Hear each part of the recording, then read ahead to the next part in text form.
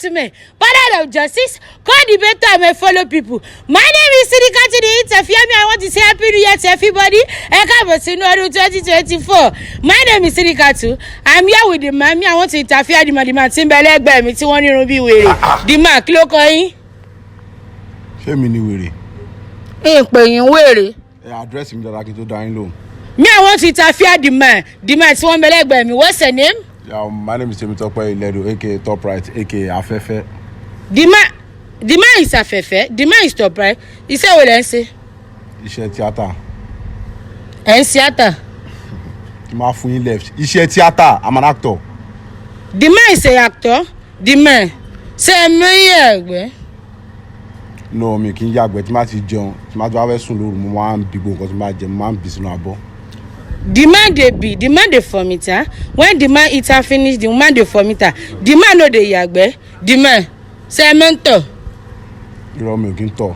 Tí ma ti mu omi, títọ́ bá ti ń gbọ̀n mi, màá ṣe báyìí. Ibi ìlómi yẹn máa ń gbà jáde.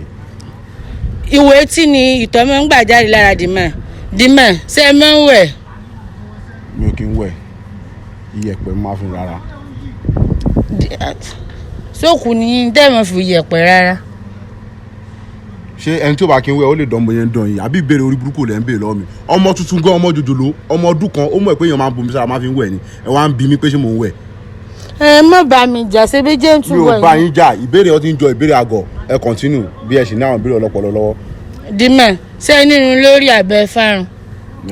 Mo ti ṣẹ́fá so irun yìí kì í ṣe irun lẹ́ń rí mo ti dán rí. Ṣé ẹ dán rí báyìí? Mo dán ẹ rí ni ẹ̀fọ́ kan kò sí irun bì. Irun ń bẹ lórí yín. Ẹ rí irun yẹn. Bẹ́ẹ̀ ni. Kí ló dé wá ń bí mi pé ṣé mo ní irun lórí. Mo béèrè náà ní ẹ̀dá question ni. Mo ní irun lórí. Ṣé ẹ wọṣọ àbí yóò lẹ́wà? Òwò ọmọlúàbí ọgbà ẹdẹ ni mo wà.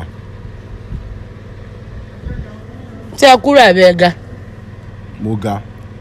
The taller or the smaller? Ẹ sì sọ̀rọ̀ kí ló tẹ̀ ń wò báyìí? Ṣé nǹkan tẹ́ pè mí ṣe máa ṣe ń bíbí ni? Ṣé ayé yín fẹ́ bàjẹ́ ni? Kí ló tẹ̀ ń ṣe báyìí? Kí ló tẹ̀ ń ṣe báyìí náà? Ó kè gbọ́ nǹkan tó lọ lórílẹ̀‐èdè yìí kò kàn yín. Ìbéèrè orí burúkú lẹ̀ máa ń bí mi. Ṣé kí n fún yín left ni? Ẹ má bínú. Ẹ súnmọ́ mi, ẹ súnmọ́ mi. Ẹ má lọ. Kí lọ? Ẹ má yín ìbéèrè kankan mọ́. A ní ìbéèrè kankan. Báyìí fẹ́ bàjẹ́ ni. Ṣé bí ọ̀tọ̀ lẹ pera yín? Nǹkan kù jẹ́. Kò sí nǹkan kan mọ́. Ìbéèrè kankan mọ́. Mi ò ń gbọ́ wa iṣu kan tún mo ní láì mi pé mo fọkàn sí wàhálà gan. Mo dáná. Mi fẹ́ bá yín fa wàhálà tẹ́lẹ̀ mo tún wá rí pé ẹ̀yin gan. Ẹ jọ̀ọ́ ẹ má bínú, ẹ má bínú. Mo ti bínú. Ẹ má bínú. Ṣé iṣu tí mo ní ní kò wọ́n kì í bẹ̀ mí? Ṣé ṣe ń bẹ̀ mí ẹlẹ́jẹ̀ rúru ni mí? Ọ̀dẹ̀ bínú gbà náà. Kí n bínú. Àwọn yẹn má bínú ẹ tí ń fọwọ́ mi. Ó yẹ béèrè mi. Mi ń béèrè mọ́. Ó yẹ mi wá fẹ́ bí yín question. Ẹ lè béèrè mi ní sáfà. Báyìí fẹ́ bàjẹ́ ni. Mo fẹ́ bí èmi náà fẹ́ interview yín. Àkọ́kọ́ tí kọ́kọ́ ṣe lọ́dún 2024 lélẹ́yìí. Ní 2024. Ṣé àti small 2025.